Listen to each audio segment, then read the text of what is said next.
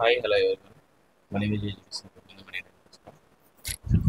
இன்னைக்கு நம்ம என்ன பார்க்க போகிறோம் அப்படின்னா, நான் டிஆர்பிக்கு நான் போன ஒர்ஸ்ட் எக்ஸ்பீரியன்ஸை வந்து நான் உங்கள்கிட்ட ஷேர் பண்ணலான்னு இருக்கேன். நான் சென்னையில் தான் இருக்கேன். நான் இந்த மாதிரி வந்து ஆன்சர் கீழே உங்களுக்கு மிஸ்டேக் இருக்குது, நிறையா மிஸ்டேக் இருக்குது சார். ஆன்சர் கீ அப்லோடிங்லேயே வந்து பெரிய மிஸ்டேக் பண்ணிக்கிறீங்க. இந்த மாதிரி டீட்டெயில்ஸ் எல்லாம் வந்து நான் சொல்லலான்னு சொல்லிட்டு வந்து நான் போயிருந்தேன். இப்போ என்ன நடந்தது அப்படிங்கிறத பற்றி தான் வந்து நான் இந்த வீடியோவில் உங்களுக்கு ஷேர் பண்ண போகிறேன். முக்கியமாக இது பெரிய இஷ்யூ. நீங்கள் நினைக்கிற அளவுக்கு வந்து பார்த்தீங்கன்னா இது சாதாரண இது கிடையல.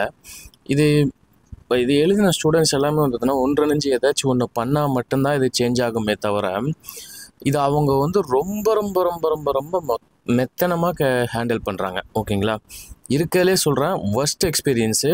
ஈவன் தோ நான் வந்து பார்த்தீங்கன்னா டிஎன்பிஎஸ்சி நான் பேசியிருக்கேன். நான் மித்த டிஆர்பி இதில் டிஎன்யூஎஸ்ஆர்பி இதில் எல்லா தமிழ்நாட்டில் இருக்கிற ரெக்ரூட்மெண்ட் ஏஜென்சிஸில் நான் பேசியிருக்கேன். இதில் ரொம்ப ரொம்ப ஒர்ஸ்டானது அப்படின்னா டிஆர்பி தான்.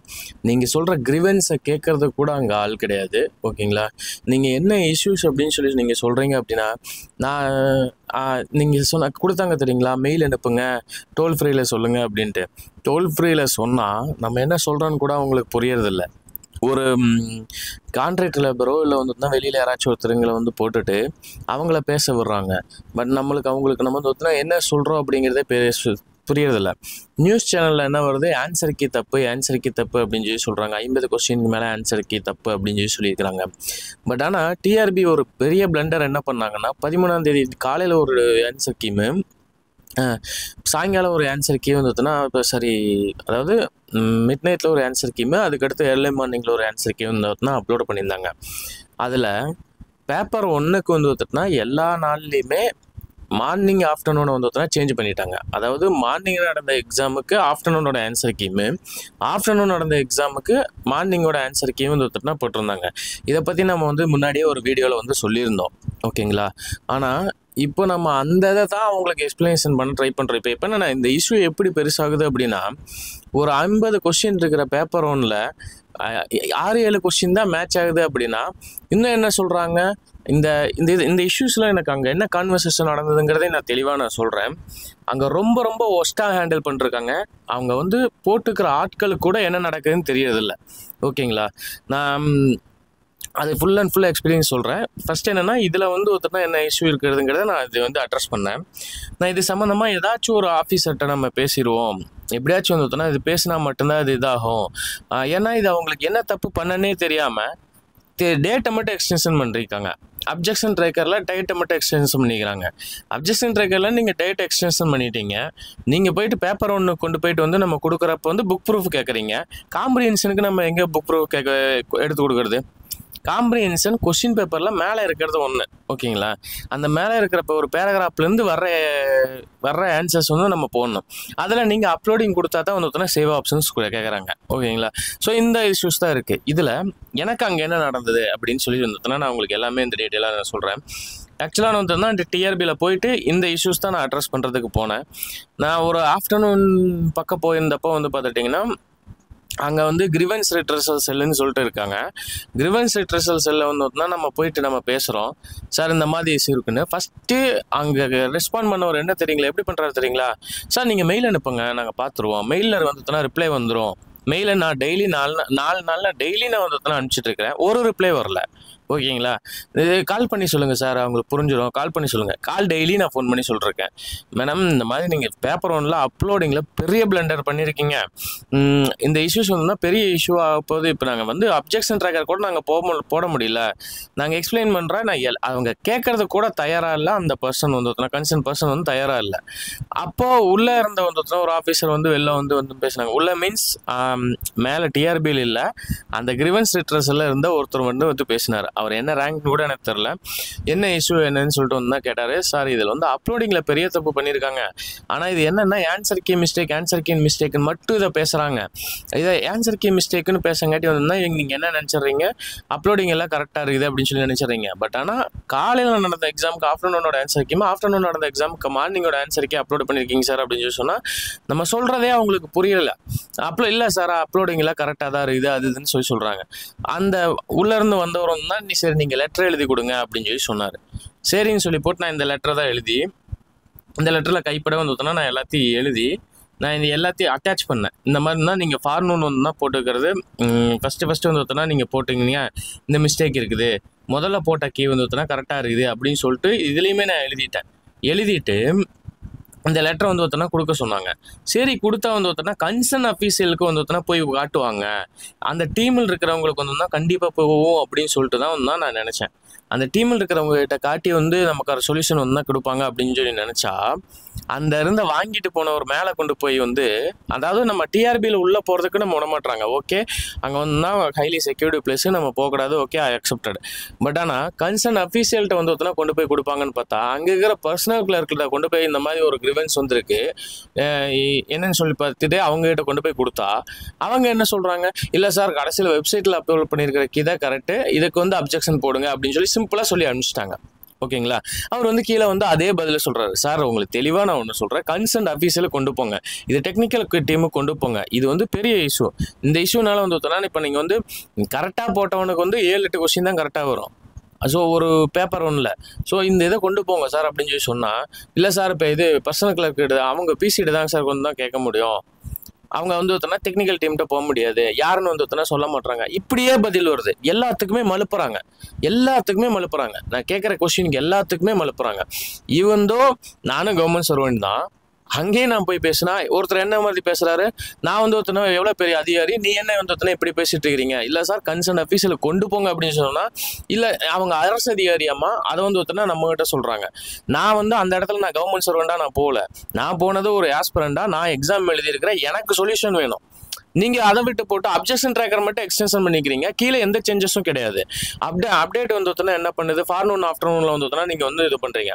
ஸோ நாங்கள் அப்ஜெக்ஷன் ட்ராக்கரை வந்து எக்ஸ்டென்ஷன் பண்ணுறாங்க சார், அப்ஜெக்ஷன் போடுங்க. நீங்கள் இது இப்படி சொல்கிறீங்க, வெப்சைட்டில் போனால் வந்து புக் ப்ரூஃப் கேட்குறாங்க. புக் ப்ரூஃப் கேட்குறப்போ வந்து நம்ம எப்படி அப்படி வந்து அப்லோட் பண்ண முடியும், நம்ம ஆட்டோமேட்டிக்காக காம்ப்ரிஹென்ஷன் முதற்கொண்டு மேக்ஸ் முதற்கொண்டு வந்து தப்பாக போட்டால் நான் எந்த புக்கில் போய் சால்வ் பண்ணி வந்து எடுத்து போடுறது, நான் சால்வ் பண்ணதை எடுத்து வந்தோம்னா நீங்கள் வந்து அப்லோட் பண்ணுவீங்க. அங்கே கண்டிஷன் வந்து என்ன போட்டிருக்கீங்க மேலே, இது கரெக்டான ரெஃபரல் புக் இருந்தால் மட்டும் தான் அப்ஜெக்ஷன் ஏற்றுக்கொள்ளப்படும்னு சொல்லி போட்டுக்கிறீங்க. நான் மேக்ஸை நான் சால்வ் பண்ணி நான் எடுத்து போடுறேன், ஆன்சர் வந்து இப்படி தப்பாக இருக்குது அப்படின்னு சொல்லி சொல்லிட்டு போட்டு அப்படி எதை எடுத்துப்பாங்க. இது எல்லாத்தையுமே நான் எக்ஸ்பிளைன் பண்ண ட்ரை பண்ணுறப்ப நான் அரசு அதிகாரி எங்ககிட்ட இப்படியே வந்து நீங்கள் பேசுகிறீங்களா அது இதுன்னு பேச ஆரம்பிச்சாங்க. அதுக்கப்புறம் தான் நான் சொன்னேன், சார் நானும் ஒரு கவர்மெண்ட் எம்ப்ளாயி தான், நீங்கள் குரூப் 2 லெவல் இருக்கீங்க, நானும் வந்து ஒருத்தர குரூப் 2 லெவல் இருக்கிற எம்ப்ளாயி தான். ஸோ தயவு செஞ்சு நாங்கள் சொல்கிறத புரிஞ்சுங்க, இது பெரிய பிளண்டர். இது பிளண்டர் பண்ணி போட்டு வந்து ஒருத்தனா யார் கொண்டு போகணுமோ அவங்களுக்கு கொண்டு போகாமல் வந்தால் நீங்கள் வந்து இந்த மாதிரி பதில் சொல்லிட்டு இருக்கக்கூடாது. நானும் வந்து ஆஃபீஸ்லேருந்து தான் வந்துட்டு இருக்கேன், ஸோ எங்களுக்கும் என்னென்னு தெரியும் ஆஃபீஸில் என்னென்ன ப்ரொசீஜர் இருக்குது அப்படின்னு சொல்லிட்டு கரெக்டான கன்சர்ன் அஃபீஸில் கொண்டு போங்க சார் அப்படின்னு சொல்லி சொன்னால், அவர் ஒருத்தர் என்னடானா பிசி கொண்டு போய் கொடுத்துட்டு பிசி சொல்கிறாங்க இது வெப்சைட்டில் கரெக்டாக தான் அப்லோட் பண்ணிக்கிறோம் அப்படின்னு சொல்லிட்டு, நான் பேப்பர் ஒன்றில் நல்லாவே தெரியுது காலையில் நடந்த எக்ஸாமுக்கு மத்தியானத்தோட ஆன்சருக்கே அப்லோட் பண்ணிக்கிறீங்கன்னு, மதியானம் நடந்த எக்ஸாமுக்கு காலையிலோட ஆன்சருக்கே அப்லோட் பண்ணிக்கிறீங்க. எனக்கு அத்தனை பேருக்குமே தெரியும், நீங்கள் செக் பண்ணி பார்த்தீங்கன்னாவே எல்லாத்துக்குமே தெரியும். எல்லா இன்ஸ்டியூட்டும் எல்லா இது யூடியூப் சேனலும் அதுதான் பேசிகிட்டு இருக்காங்க.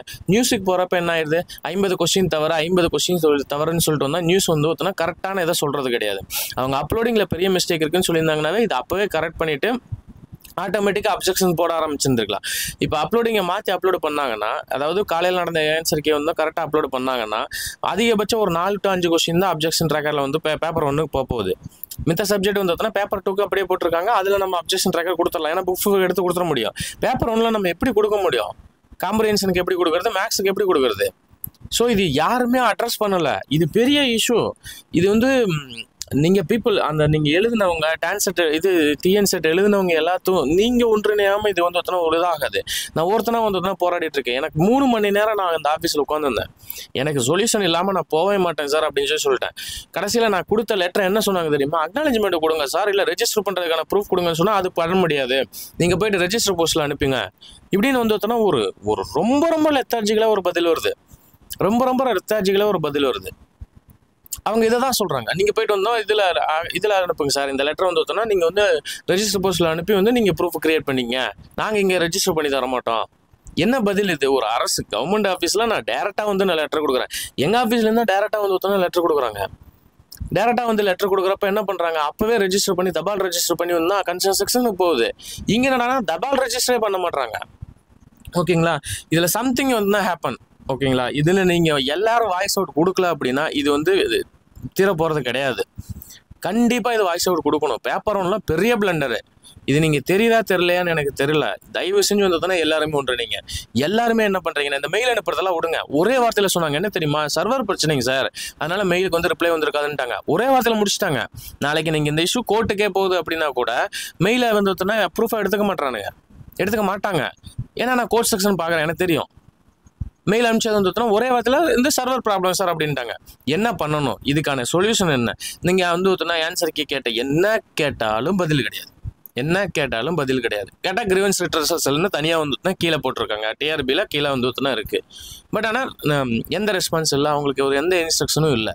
ஸோ நீங்கள் என்ன பண்ணணும், இந்த மாதிரி ஒரு லெட்டர் எழுதுங்க. அந்த டிஆர்பியோட தலைவருக்கே லெட்டர் எழுதி ஆன்சருக்கே அப்லோடிங்கில் பிரச்சனை இருக்குது, ஆன்சருக்கே அப்லோடிங் நீங்கள் மாற்றி அப்லோடு பண்ணால் மட்டும் தான் எங்களால் கீ சேலஞ்சே பண்ண முடியும், இல்லைனா எங்களால் அப்ஜெக்ஷன் வந்துனா கொடுக்கவே முடியலை. இந்த லெட்டரை வந்துனா நீங்கள் பார்த்தீங்கன்னா கூட தெரியும். ஓகேங்களா? நான் இதுதான் நான் எழுதியிருப்பேன். இதை எழுதி வந்துட்டுனா எனக்கு கீ சேலஞ்ச் கூட என்னால் கொடுக்க முடியல. ஸோ நீங்கள் வந்துட்டுனா ஆட்டோமேட்டிக்காக நீங்கள் அப்லோடு பண்ண மிஸ்டேக் வந்துட்டுனா கரெக்ட் பண்ணுங்கள். அந்த 4 நாள் நடந்த எக்ஸாமு பேப்பர் ஒன்றுக்கான வந்து காலையில் மதியம் நடந்த எக்ஸாமோட வந்து ஆன்சர் கீ மீண்டும் வெரிஃபை பண்ணிவிட்டு காலையில் நடந்த எக்ஸாமுக்கான ஆன்சர் கீ ஒழுங்காகவும் மதியம் நடந்த எக்ஸாமுக்கான ஆன்சர் கீ இது ஒழுங்காகவும் வந்து அப்லோடு பண்ணுங்கள். இப்படி அப்லோடு பண்ணால் மட்டும் தான் எங்களால் அப்ஜெக்ஷன் ட்ராக்கரே கொடுக்க முடியும் அப்படின்னு சொல்லிட்டு ஒரு லெட்டர் எழுதி ப்ரூஃப் வச்சு தயவு செஞ்சு எல்லாரும் ரெஜிஸ்டர் போஸ்ட் போடுங்க. ஓகேங்களா? ஒரு கவர்மெண்ட்டை பொறுத்த வரைக்கும் மெயில் வந்தால் நீங்கள் இக்னோர் பண்ணிடலாம். பட் ஆனால் எந்த ஒரு தபாலும் ரிசீவ் ஆகுது அப்படின்னா அவங்க நம்பர் பண்ணி ரெஜிஸ்டர் பண்ணாமல் இருக்கவே முடியாது. ஓகேங்களா? தயவு செஞ்சு வந்தால் லெட்டர் எழுதி போடுங்க. இந்த மெயிலு ஃபோன் பண்ணுறதெல்லாம் அவங்க வந்து ப்ரூஃபாகவே எடுத்துக்க மாட்டானுங்க. ஓகேங்களா? தயவு செஞ்சு லெட்டர் எழுதிருங்க. ஃப்ரம் போட்டு 2 போட்டு நான் வந்து இதில் போட்டிருக்கேன் பாருங்கள், 2 போட்டு ஆசிரியர் தலைவர் வாரியாக வந்துட்டுனா தலைவருக்கே போடுங்க. இதுவே போட்டு வந்துட்டுனா இது பண்ணுங்கள். இல்லை இந்த இஷ்யூ தான் இன்ன வரைக்கும் ரெக்டிஃபை ஆகாது, இவங்க வெப்சைட்டில் அப்லோடு பண்ணிக்கிற கீ வச்சே கரெக்ஷன் போட்டாங்க அப்படின்னா இது பெரிய இஷ்யூ ஆயிரும். இதே வெப்சைட்டில் இருக்கிற வந்துட்டுனா கீ வச்சு கரெக்ஷன் போட்டு உங்களுக்கான மார்க் ரிலீஸ் ஆகுது அப்படின்னா நீங்கள் வந்துட்டுனா கண்டிப்பாக உங்களோட பேப்பர் 1 மார்க் வந்து செம்ம அடி வாங்கியிருக்கோம், கட் ஆஃப் கிளியர் ஆகாது. ஸோ அதுக்கப்புறம் நீங்கள் போராடுறதுனா கூட உங்கள்கிட்ட எந்த ப்ரூஃப் இல்லை. நாங்கள் அப்ஜெக்ஷன் ட்ராக்கர் கொடுத்தா நீங்கள் ஏன் அப்ஜெக்ஷன் போடல அப்படின்னு சொல்லி கொஸ்டின் கேட்பானுங்க. ஓகேங்களா? இதுதான் வரும். நாங்கள் அப்ஜெக்ஷன் ட்ராக்கர் கொடுத்தோம், நீங்கள் அப்ஜெக்ஷன் போடல, நாங்கள் கண்டுக்கல அப்படின்ட்டு போயிடுவாங்க. ஸோ ப்ரூஃப் கிரியேட் பண்ணுங்கள். எல்லாருமே ப்ரூஃப் கிரியேட் பண்ணுங்கள். கைப்பட லெட்டர் எழுதுங்க. 30 ரூபா செலவானாலும் பரவாயில்ல, ரெஜிஸ்டர் போஸ்ட்டில் போட்டு அக்னாலஜ்மெண்ட் போட்டு வாங்கி வைங்க. இவங்க வந்து திருந்த போகிறது கிடையாது. இவங்க அப்லோடு பண்ணிக்கிறது வந்துட்டுனா அவங்க நம்ம என்ன தப்புன்னு கூட அவங்க கேட்க போகிறது கிடையாது. கடைசியாக வந்துட்டுனா அந்த ஆஃபீஸர் ஒருத்தர் வந்து உள்ளே இருக்கிறவங்களுக்கு யாராவது ஃபோன் பண்ணி கொடுத்தாங்க. நான் தெளிவாக சொன்னேன். அவங்க என்ன நினச்சிட்டு இருக்காங்க தெரியுமா, எர்லி மார்னிங்கில் அப்லோடு பண்ண கீ தான் தப்பு, இப்போ அப்லோடு பண்ணிக்கிறது கரெக்டாக இருக்குதுன்னு நினச்சிட்டு இருக்காங்க. எர்லி மார்னிங்கில் அப்லோடு பண்ண கீ கரெக்டாக இருந்தது, இப்போ வெப்சைட்டில் இருக்கிற கீ தான் தப்பாக இருக்குது அப்படிங்கிறத அவங்களுக்கு புரியலை. அவங்களுக்கும் சொல்லிட்டேன், மேடம் இப்போ நீங்கள் அப்லோடு பண்ணிக்கிறது தான் தப்பாக இருக்குது, தயவு செஞ்சு அதை பாருங்கள், தயவு செஞ்சு எப்படியாச்சும் ரெக்டிஃபை பண்ணுங்க அப்படின்னு. அந்த ஆஃபீஸர் வந்து தான் புரிஞ்சுக்கிட்டாங்க. ஓரளவுக்குனாச்சும் அவங்க ரெஸ்பாண்ட் பண்ணாங்க. சரிங்க சார் நாங்கள் பார்க்குறோங்க சார் அப்படிங்கிறத மட்டும்தான் சொன்னாங்க. பட் ஆனால் நம்ம அவங்ககிட்ட சொன்னதுக்கு ப்ரூஃப் அவங்ககிட்ட இல்லை. ஒரு ஒரு ஃபோன் காலில் அங்கேருந்து ஆஃபீஸர் வந்து தான் ஃபோன் பண்ணி கொடுத்து பேசினது, அவ்வளோதான். அதோடு நிறுத்திட்டாங்க. பட் ஆனால் அதுக்கு ப்ரூஃப் இல்லை. தயவு செஞ்சு ப்ரூஃப் பண்ணுங்க. மெயில் அனுப்புறதோ ஃபோன் பண்ணுறதோ எதுவுமே போகிறது கிடையாது. கண்டு கூட மாட்டுறாங்க. மெயிலுக்கெல்லாம் எந்த ரிப்ளையும் பண்ணுறது கூட கிடையாது. தயவு செஞ்சு லெட்டராக வந்து ஒருத்தனா போடுங்க. டிஆர்பிக்கு எவ்வளோ லெட்டர் போட முடியுமோ அவ்வளோ லெட்டர் போடுங்க. தயவு செஞ்சு இந்த வீடியோ எல்லாத்துக்கும் பரப்புங்க. இது டிஎன் செட் எழுதுன எல்லாத்துக்குமே பரப்புங்க. டிஎன் செட்லேயே இவ்வளோ கேர்லெஸ் மிஸ்டேக்னா நாளைக்கு டிஆர்பி வந்து ஒருத்தனா அசிஸ்டன்ட் ப்ரொஃபஸரையும் நடத்த போகுது. அவங்க தான் நடத்த போகிறாங்க. எந்த லெவலில் வந்து ஒருத்தனா இருப்பாங்க. இது அப்லோடு பண்ணதில் இவ்வளோ பெரிய மிஸ்டேக் பண்ணியிருக்காங்க. ஸோ தயவு செஞ்சு லெட்டர் போடுங்க. இதுலேனா இது கண்டிப்பாக மாற போகிறது கிடையாது. ஸோ எல்லாருமே வந்துட்டுனா இதில் ஒன்றிணைஞ்சு செயல்பட்டால் மட்டும்தான் முடியும். தயவு செஞ்சு தான் ஒரு லெட்டர் போட்டு நீங்கள் ஒரு ப்ரூஃப் க்ரியேட் பண்ணி வச்சுக்கங்க. அக்னாலஜ்மெண்ட் வாங்கி வச்சுக்கங்க. ஆன்சருக்கே வந்தால் பெரிய மிஸ்டேக் இருக்குது, மாற்றிருக்கேன்ட்டு. நீங்கள் இதுக்கு மேலே வந்தால் இன்னும் இந்த வாரம் ஃபுல்லாக பாருங்கள். மாற்றலையா கைப்பட ஒவ்வொரு பேப்பரில் எழுதி அப்ஜெக்ஷன் ட்ராக்கரில் ஆன்சருக்கே அப்லோடு பண்ணுங்கள். ஒவ்வொரு கொஸ்டினுக்கும் வந்துட்டுனா உங்கள் கைப்படவே எழுதுங்க. புக்கில் எழுதுனா தானே இது. அந்த கைப்பட அப்லோடு பண்ணுற ஒவ்வொரு சீட்லேயுமே வந்துட்டுனா நீங்கள் மார்னிங் எழுதுனா அப்லோடுக்கு ஆன்சருக்கு வந்து தப்பாக இருக்குது, மேக்ஸ்னா சால்வ் பண்ணி போட்டுருங்க. காம்ப்ரிஹென்ஷனாக அந்த கொஸ்டினே அப்படியே ஃபோட்டோ எடுத்து அந்த காம்ப்ரிஹென்ஷனில் இப்போ இந்த லைன் பை லைன் படித்து பாருங்கள். இப்படி தான் இருக்குதுன்னு சொல்லிட்டு வந்தால் போட்டு அப்படியே அப்லோட் பண்ணிவிடுங்க. யாருமே அப்ஜெக்ஷன் போடாமல் இருக்காதீங்க. ஒரு வாரம் பாருங்கள். கீ சேஞ்ச் ஆகலை அப்படின்னா அடுத்த வாரத்துலேருந்து வந்துட்டுனா ஆட்டோமேட்டிக்காக உங்கள் பாட்டு அப்ஜெக்ஷன் போட்டுக்கிட்டே இருங்க. எல்லா கொஸ்டினுக்கும் அப்ஜெக்ஷன் போடுங்க. இல்லைனா இவங்க இப்போ வெப்சைட்டில் போட்டுக்கிற கீ வச்சே கரெக்ஷனை முடிச்சுட்டு போயிடுவாங்க. அப்படி முடிச்சாங்கன்னா மார்க்கில் அடி வாங்குவீங்க. ப்ரூஃப் க்ரியேட் பண்ணி வச்சுக்கோங்க. நான் தயவு செஞ்சு கெஞ்சி கேட்குறது தான், ப்ரூஃப் க்ரியேட் பண்ணி வச்சுக்கோங்க. இன்னமும் வேலைக்கு போகாதவங்க டிஎன் செட்டோட அருமை இருக்கிறவங்களுக்கு இது நல்லா புரியும். தயவு செஞ்சு இதை பண்ணுங்கள். தயவு செஞ்சு ஒன்றிணைஞ்சு போராடுவோம். இல்லை அப்படின்னா ஒன்றுமே பண்ண முடியாது. ஓகேங்களா? ஸோ தயவு செஞ்சு இருந்தால் இதுக்கு சப்போர்ட் பண்ணுங்கள். நீங்கள் வந்து உங்களோட ப்ரூஃபை வந்து க்ரியேட் பண்ணி வச்சுக்கோங்க. இல்லை அப்படின்னா இது என்ன பண்ணுவாங்கன்னு தெரியலை. இன்ன வரைக்கும் ரெஸ்பான்சிபிலிட்டி விடுறாங்கன்னு சொல்லியிருக்கிறாங்க. ரெஸ்பான்சிபிலிட்டி இல்லை, அவங்களுக்கு புரியவே மாட்டேங்குது என்ன மிஸ்டேக் அப்படின்ட்டு. ஸோ ஆட்டோமேட்டிக்காக உங்களோட இதை வந்து க்ரியேட் பண்ணி வச்சுக்கோங்க. ப்ரூஃபை க்ரியேட் பண்ணி வச்சுக்கோங்க. அவ்வளோதான். ஓகேங்களா? இதுதான் வந்து உங்களுக்கு இது கொடுக்க போது. மெத்தட் வந்து எந்த விதமான மாற்றங்களும் இல்லை. ஸோ தயவு செஞ்சு க்ரியேட் பண்ணி வச்சுக்கோங்க. நெக்ஸ்ட் வந்து என்ன அப்டேட்டுங்கிற வரைக்கும் நான் அடுத்த வீடியோவில் போடுறேன். அது வரைக்கும் தேங்க்யூ ஸோ மச்.